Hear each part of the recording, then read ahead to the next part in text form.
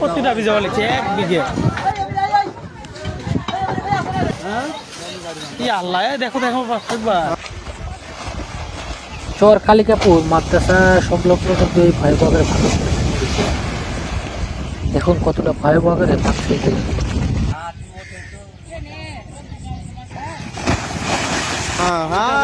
সেই আগের ভাঙছি এই অবস্থা থাকা যাবে, এখন তো বাড়ি ঘর দিয়ে সব চলে যাবে। এইভাবে ভাঙলে আল্লাহ দেখছেন গভীরতা। এ আল্লাহ যে গভীর আমান গাছ চলে যাবে, আমান গাছ চলে যাচ্ছে। গাছগুলো গেলে একটু আটকে গেল, গাছগুলো গেলে গাছের পানি বাড়ি খায়। এই আল্লাহ ওটি যে হ্যাঁ কঠিন অবস্থা, কঠিন অবস্থা। আল্লাহ রে দড়ি ছিঁড়ে গেল ওটা, আরো দড়ি আরো ছিঁড়ে নাকি। এলে গাছ কিন্তু ফাঁকে যাবা নাই, এই যে ফারুক ভাই গাছ কিন্তু ফাঁকে যাবা নাই, এটি দেখতে। মানিকগঞ্জ জেলার চর কালিকাপুর শুকুরিয়া দাখিল মাদ্রাসা সংলগ্ন কিন্তু এই ভয়াবহ আকারে ভাঙনগুলো হচ্ছে।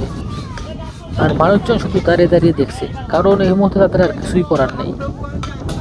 আর দেখুন এখানে দেখুন মানুষজন কতগুলো মানুষজনের বাড়িঘর ভেঙে গিয়েছে। আর এই জায়গাটি হচ্ছে মানিকগঞ্জ জেলার বাগুটা ইউনিয়নের চর কালিকাপুরের যে শুকুরিয়া দাখিল মাদ্রাসাটি রয়েছে, সেই বিখ্যাত মাদ্রাসা সংলগ্ন এই ভাঙনগুলো হচ্ছে।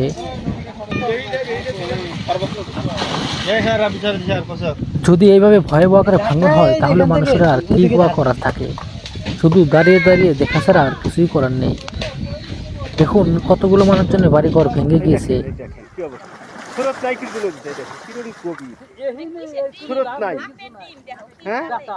একটা একটু ভুরভুরি কাটে আর নিচ ফুলে টেপে যায়, দেখেন এই যে টেপে যাইতেছে। ওই দেখেন এই জন্য পূর্বপুত্র নয় ঘুঘুমারি গ্রাম এইভাবে ভাঙতেছে। হ্যাঁ এই অবস্থা।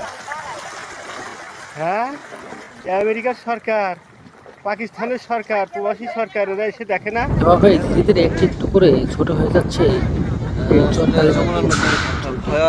দেখুন কতগুলো মানুষ বাড়ি করে যে আসবাবপত্র রয়েছে, ঘরের চাল রয়েছে, সেগুলো রয়েছে। কারণ গত রাতে যে পরিমাণে ভাঙনগুলো হয়েছিল, আর এই প্রচণ্ড পরিমাণে ভাঙনে রাত থেকে মানুষজন কিছু সরাতে পারে, 8 থেকে 10টি ঘর কিন্তু নদী করে বিলীন হয়ে গিয়েছে। আমাদের ঘুঘুমারি গ্রাম বিলীন হয়ে যেতেছে। হ্যাঁ তারা দেখবে না, তারা শুধু।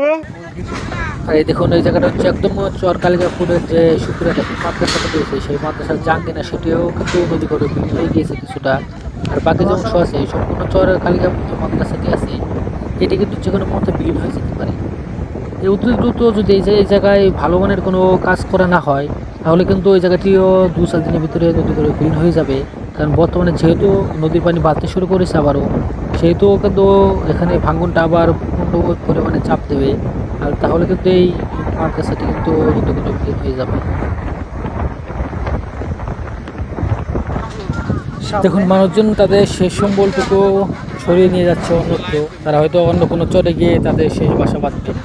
আর আজকে কিন্তু এখানে প্রচুর পরিমাণে বাতাস, যে কারণে কিন্তু একটু হচ্ছে আর দেখুন কতটা জায়গা এখানে ভেঙেছে, প্রায় 1 কিলোমিটার জায়গা কিন্তু নদী করে বের হয়ে গিয়েছে। সম্পূর্ণ ভাঙনটা কিন্তু রাতের আধারে হয়েছে, মাত্র 2 থেকে 3-4 ঘন্টার ব্যবধানে ভাঙনগুলো হয়েছে।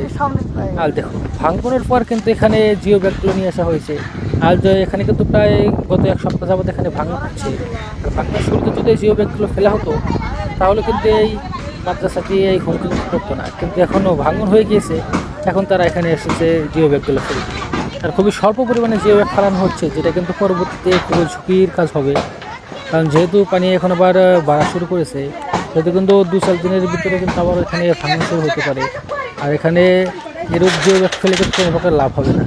আপনারা দেখুন কতটা জায়গা ভেঙে গিয়েছে, প্রায় 1 কিলোমিটার জায়গা কিন্তু নদী করে বিলীন হয়ে গিয়েছে। দেখুন এটি হলো সেই বিখ্যাত শুকুরিয়া দাখিল মাদ্রাসা। আর দেখুন এই রাতে যে পরিমাণে ভাঙন হয়েছিল, আপনার এখন রাতে সম্পূর্ণ ক্লিপটি দেখুন যে কীভাবে রাতে ভয়াবহ আকারে ভাঙন হয়েছে। দিনে ভাঙন হলে তো আসবাবপত্র এদিকে ওদিক সরিয়ে নেওয়া যায়, কিন্তু রাতে ভাঙন হলে যে কতটা ভয়াবহ আকারে হয় সেটা আপনারা এই সম্পূর্ণ ভিডিওটি দেখলেই বুঝতে পারবেন।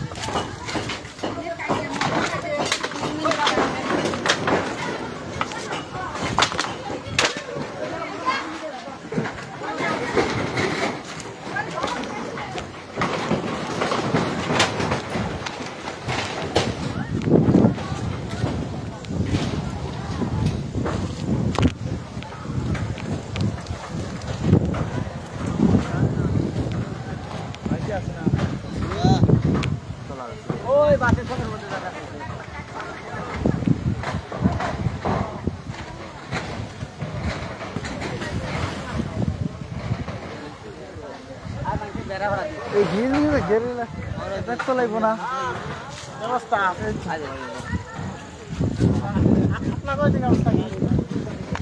অবস্থা ভাঙতেছে না আমরা ঘর যেভাবে গেল 2 মিনিটে তুই ঘরে গেছে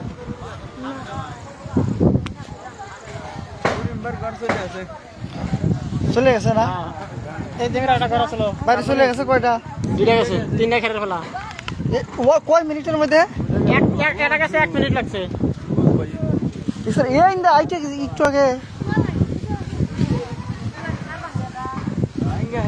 খালি এই গুনার মধ্যে কার বাড়ি ব্যাংক স্যার আর এটা মেরে কিছু করে বলছ নাই বাংসি কিছু চাল গেছে খালি চাল ফুটি গেছে কানে ধরে ফলাইছে এখন আর কিছুই কি ওয়াল ভাঙি আছে বুঝলে কি ওয়াল ভাঙি আছে